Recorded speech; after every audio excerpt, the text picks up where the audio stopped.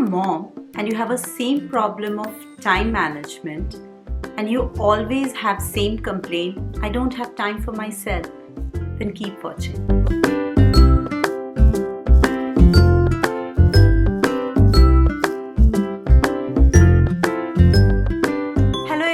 Welcome back to my channel. Today I am doing a different kind of video. I just wanted to sit and talk to all of you. The problem, the complaint that all of us do, all the lovely mommies out there will agree. We have one complaint. I don't have time for myself. Yes, whether it's stay-at-home mom or a working mom, we are facing the same problem. We don't have time for ourselves. Like anyone who is staying in Canada or US will agree with me. Here we don't have any help and we have to do everything all by ourselves. And by end of the day, we feel so exhausted. So this year, 2018, I'm completely focusing on time management. Of course, we all have 24 hours. We can't manage or control time, but we have to plan our day. We have to organize ourselves in a way that we find some time, some me time for ourselves. And I have been working on a couple of things, so I just wanted to share my experience, few tips with all of you. So let's get started. Tip number 1, meal planning.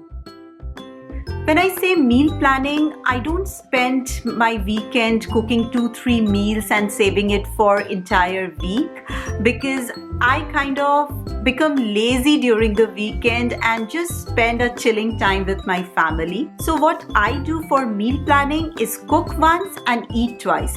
I came across this concept few time back, and when I started using it, I just loved it.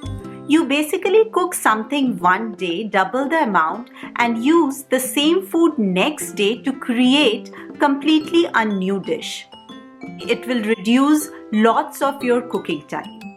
For example, today on Monday, you are cooking paneer ki sabzi, gravy one, and cook it in double the amount. And next day on Tuesday, make it a paneer roll. Just put in some veggies like lettuce, onion, tomato, make a paratha, put some green chutney, put in the paneer and the veggies, make a roll, and your dinner or lunch, it's sorted. Same way if you eat chicken, make a chicken curry on one day and next day make a chicken roll out of it. So I just love this concept. Lots of experiment you can do with the food. It's a kind of fun thing that you can do with your everyday cooking.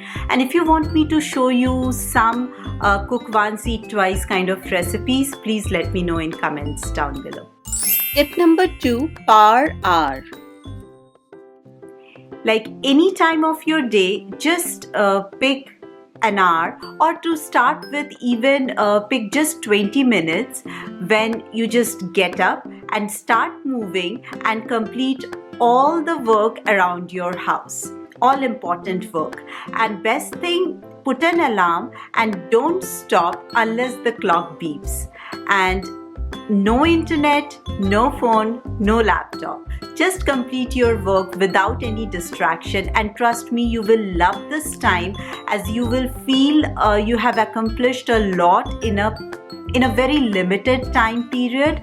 And if we do the things along with all the distractions, it takes more of our time. I'm following it since last couple of days and I'm just loving it. Tip number 3, get your family involved.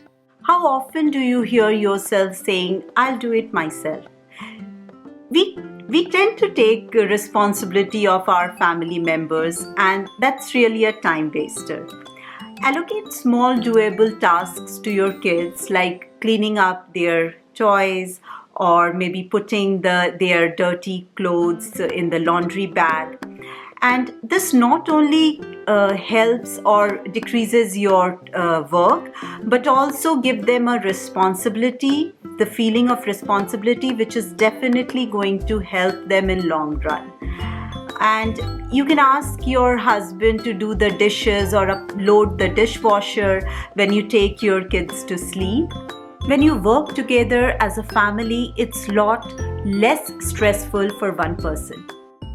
Tip number 4, use me time wisely. Using the time wisely when kids are not around is very important to plan your day. It could be very tempting to get hooked with the internet because finally you got some me time, but that's what we need to control.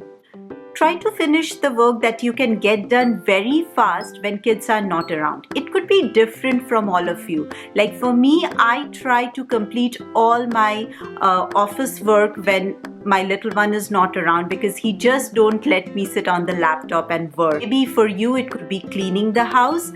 With kids it might take 30 minutes or an hour to clean the house, and when they are not around you can just do it in 15 minutes. So you always have a time to relax and chill over your phone.